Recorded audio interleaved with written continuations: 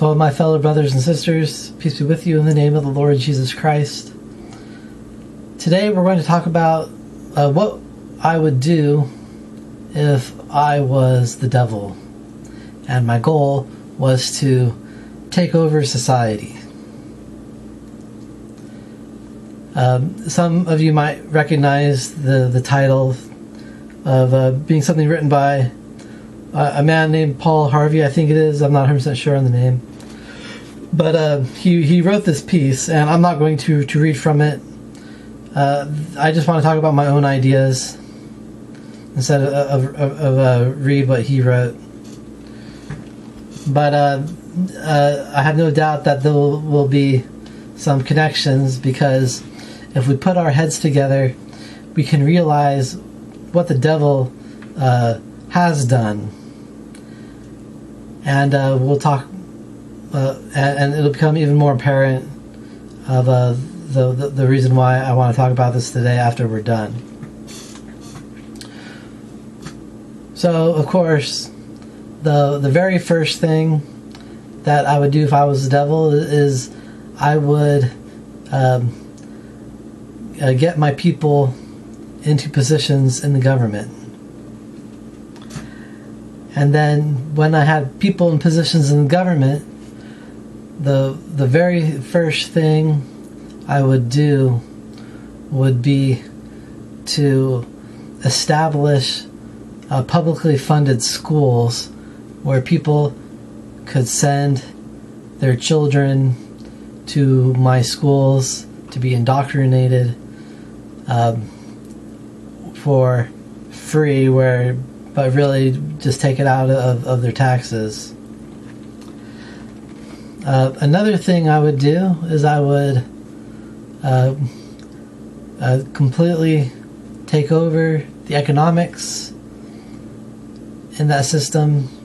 I would make it so that everyone is dependent on that economic system.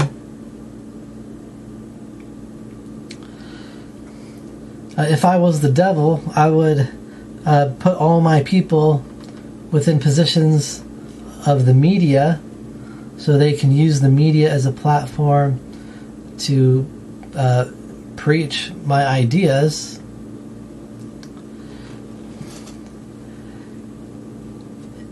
If I was the devil, I would take over the healthcare system of a nation and replace it with a system that continues the suffering and hardship of health and sickness, so that the people within it can get more and more wealthy based off of the suffering of others, without giving any actual real health. If I were the devil, I would be in complete control of the banking system, so that if people tried to oppose me, I would make it so that they couldn't use the banking system and make that a requirement to use for everything. And so that's just some of the ideas. Now, if I'm smart enough to think about that, then surely Satan has not only thought all about that too, but has gone beyond that. Now, I'm going to turn this around, and this is the real purpose of this video, is that if we can think that this is what the devil would do in order to take over and corrupt the society, then we have to ask ourselves, why aren't we doing these things in order to help the Lord promote His own system? Now, of course, I'm not talking about doing things stealthily or wickedly or anything like that. But you see, the Lord requires us as a people to establish a separate system. And And of course, we don't do it in the same way that the devil does it. But we can use all these same ideas in order to help people to lead them to Christ. Why are we not creating our own independent school system? I'll tell you why. In the beginning, we had one, but the problem is that Satan's minions in the American government bribed the people of the church with free public schools, and so the parents, being lazy and loving their money more than their children, willingly sent their children to these Babylonian satanic schools, and the schools that the church created fell apart due to lack of people participating.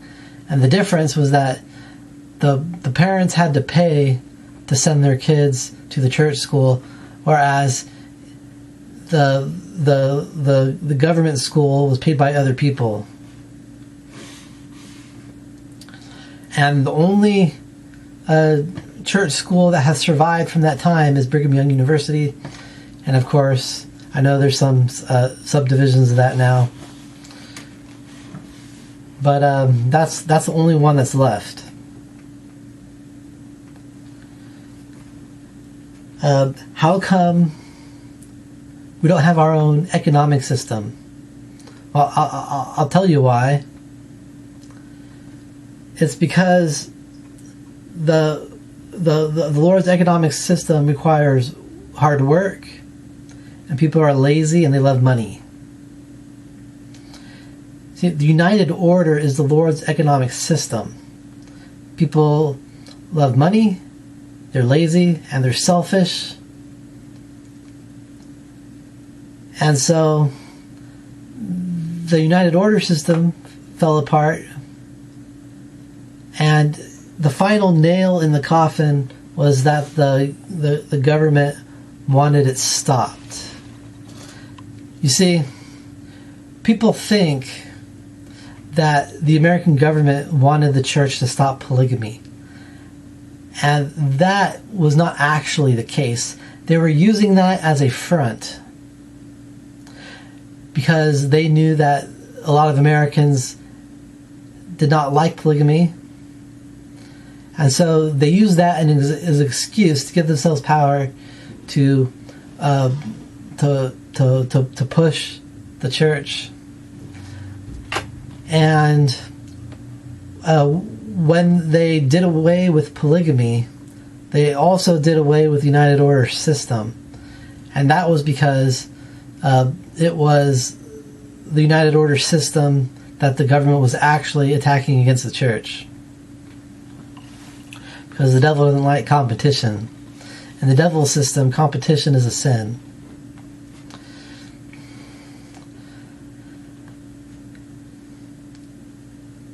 Now, we know that the devil uses a media, and this is one thing that the church does have some of. We do have kind of our own media system, but it's just not very big, and it doesn't produce a lot. But it is there, so I'll give them some credit. But it really should be more, so that people would be more willing, and it should be better in some aspects, so that people would turn more towards that than from the Babylonian system. One problem we have is the lack of a good understanding and knowledge in world events. Now, a lot of members of the church, not all, but a lot, have this blindness on their eyes where they can't understand what's going on in the world. And some people who do understand, they only understand parts of it. But it is what it is now.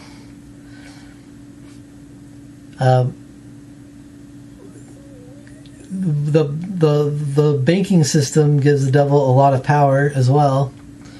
We could establish the type of banking system that the Lord would want. But the problem with that is that we actually did have an independent banking system. But the problem is that too many people refused to pay back loans. And the Lord's system requires forgiveness. And because people would not pay back their loans, the system fell apart. Under the Lord's system, we are to do everything within our power to pay back what we owe. And then the Lord gives a grace period after seven years, so there's forgiveness. But people also are selfish and they love money, and so they're going to take advantage of that and not pay back anything. It's like, oh, I have to pay back the Babylonians, but I can't pay back the Lord. If this was truly of the Lord would forgive it. That's the attitude that people had, and so the church banking system fell apart.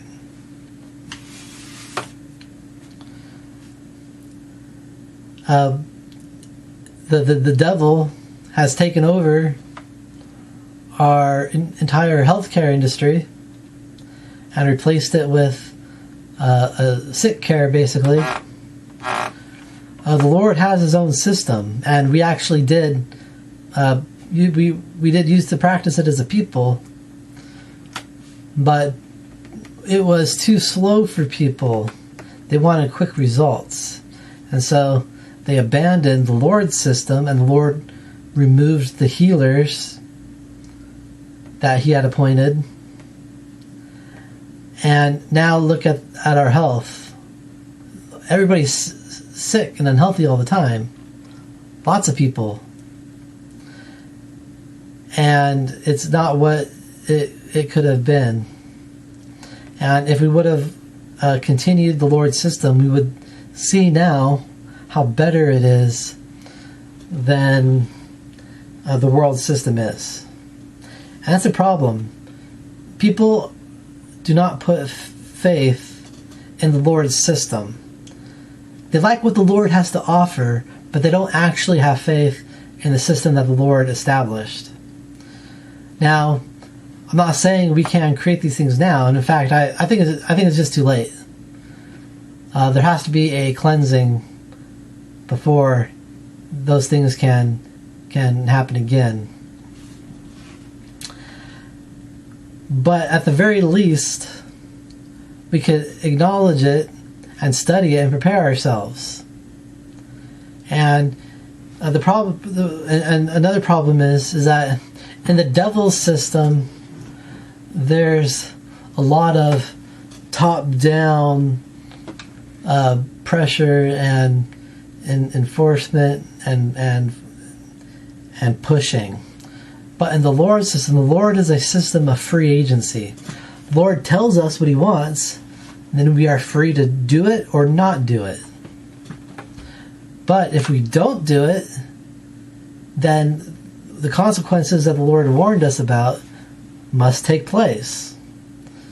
And if we do it, then we'll see the blessings associated with what we are doing. And so, ultimately, under the Lord's system, each one of us individually is responsible for bringing about these things. The system. This system that I described is what we would call the kingdom of God. It's where the Lord gives us instruction over everything. and shows us what we do. People like to confuse the idea of the church with the kingdom of God on the earth. And it's not exactly the same thing. The church is absolutely necessary, but it's not the fullness, because its job is to focus on spiritual salvation. But the Lord not only deals with spiritual salvation, but also with temporal salvation. And the church's responsibility is not to focus on the temporal. That's our responsibility as individuals, to establish the system. Now, in the past, the church was focused on both of it, but as things happened, it became necessary within the church in order to get along with the Americans. I'm not going to argue whether that's right or wrong. You can have your own opinion on that. Personally, I think that we should have been more concerned about what the Lord wanted than what the Americans wanted. But that's a very old argument, and what's done is done. But what we're going to have to go through is, see, the Lord told us that if we establish these things, then the Lord would protect us. But if we don't establish these things, then the Lord has to allow us to go through a whole bunch of hardships before He will deliver. And what and I want people to understand and get out of the mindset that we're waiting from some top-down direction to do things, when it's not going to come. Because ultimately, the responsibility lies with each one of us individually. And if you truly believe in the Lord's system, that's what you'll believe, that it's up to each one of us individually. What does the Lord say in the Scriptures? He says that he that is commanded in all things is an unwise and slothful servant. And what does the Lord say about the unwise and slothful servant? That servant shall be cast out.